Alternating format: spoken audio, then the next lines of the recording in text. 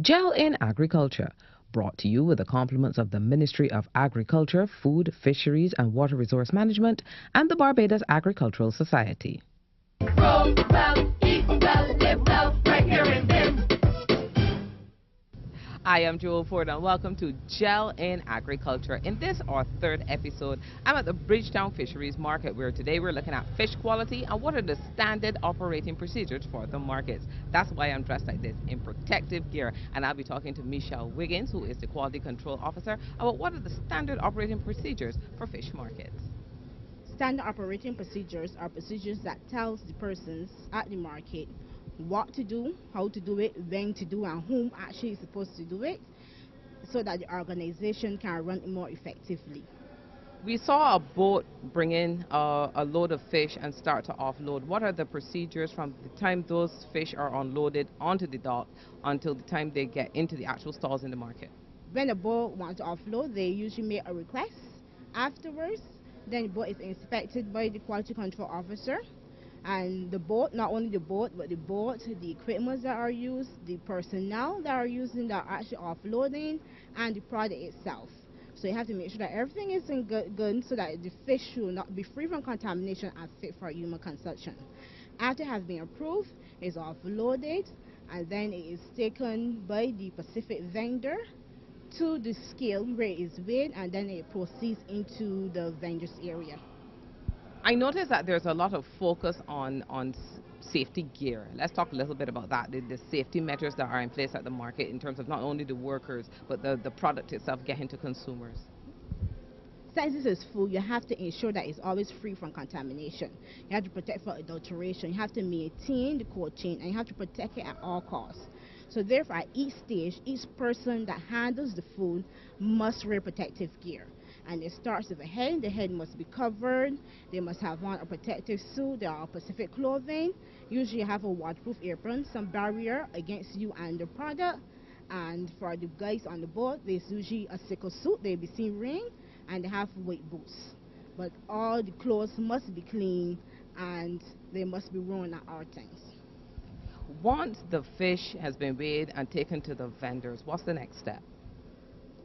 After the fish has been weighed, the vendors have a numerous of choice. They can either wash them and they process them the same time, and that's usually for the case of the flying fish or maybe a dolphin or a Pacific species that customer wants, or it will be rinsed and then they're iced up in their box for storage for 1 or 2 days for use later. Or it can be frozen if they have access. So when they have access of fish, they wash and then they are packaged and placed in the freezer for storage. For the consumer who is coming into the market on the assumption that all the fish they get is fresh, how do you know what fish is fresh? How can you tell? For customers, the fish are inspected by officers, and the fish, they can look and see characteristics that guarantees a fish is fresh. You look at the eyes. If it's a whole fish, you look at the eyes. The eyes should be bulging and clear and bright. The gills should be bright and bright red and little slime. The body is iridescent. It have an iridescent glow to it. It is shiny and bright. The scales are not easily removed. What the customer, and have no discoloration. What the customer should do is ensure that the vendor prove to them that the fish is fresh. Just do not take word for it. Let the customer show you. Let them do the pitting test where they actually depress the fish, and if it bounces back, is saying that it is fresh. So usually persons have concern with steaks. You just want to make sure that the flesh of the steak is actually close to the bone. If they're with age, they tend to have gaping. To have a space between it. The fish is also supposed to be firm, so when you touch, the flesh will still be firm and it will bounce back when pressed. So all those are signs, and it will seem glossy and shiny. It will have no discoloration. It will have little or no seam at all. So all those are signs that you can look for. Customers can look for to identify if to identify or verify that the fish is fresh. What about smell? I mean, there's always that salty, briny smell, but is there any particular smell that customers could look for that would indicate that maybe the fish is not as fresh as it could be? Well, fish that is fresh will smell similar to seaweed, like a fresh sea breeze. It's not supposed to have any of odors or no malodors or putrid smell that goes into spoilage. You do not want that. You want something that smells seaweedy and fresh. And as long as you see that your vendor have maintains the cold chain and have the fish on ice, it maintains the quality of the fish. So as at each stage, if each individual maintain the cold chain, you will guarantee a fresh product at the end of the day. And one other tip, make sure that the vendor shows you the weight of the fish before it is scaled and gutted and put into fillets, and then the weight after, to ensure that you're getting the correct poundage of fish that you paid for. We're going to take a quick break. When we come back, the workshop on lionfish. Stay with us. Grow well, eat well, live well, right here in Bend.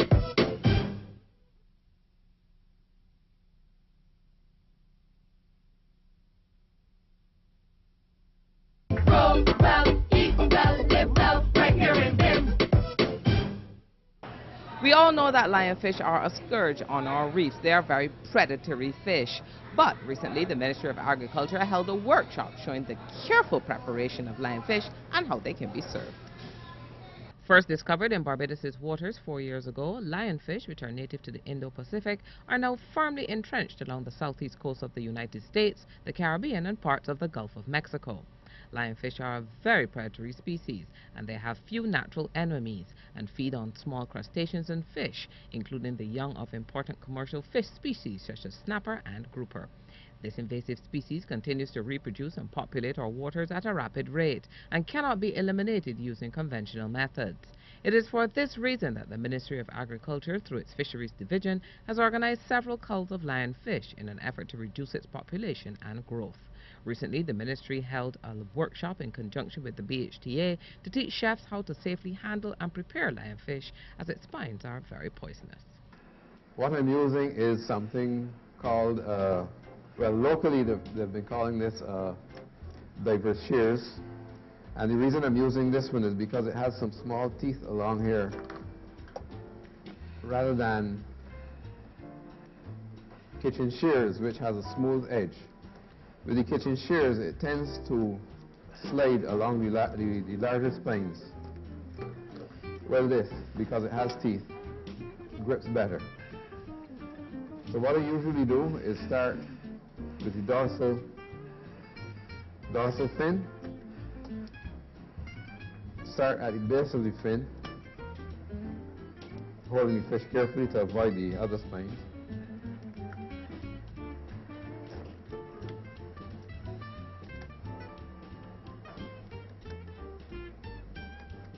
Cut off the entire fin and the spines in it.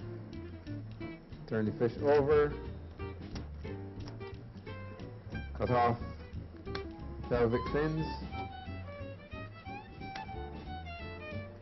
Cut off the anal fin. This is the one under the tail.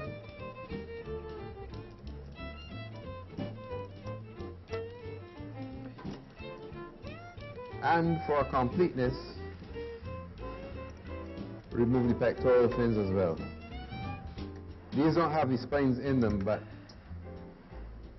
for completeness, which is to say that when I look at the fish, I can see all the fins are gone, and therefore all the spines are gone. The next step, and this is the part I'm not so good at, but would be to gut the fish using the same kitchen shears.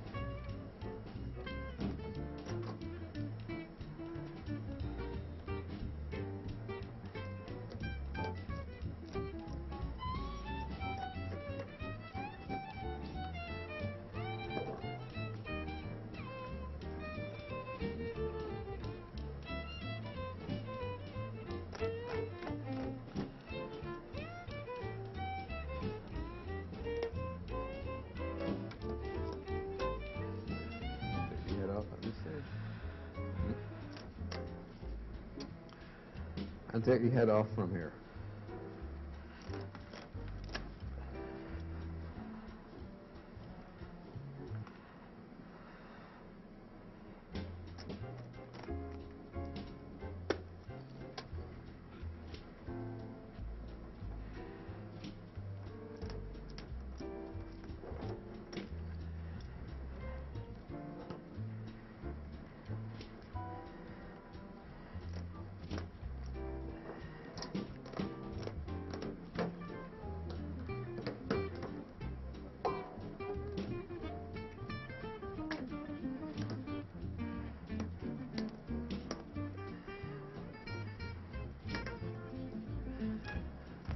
That's it.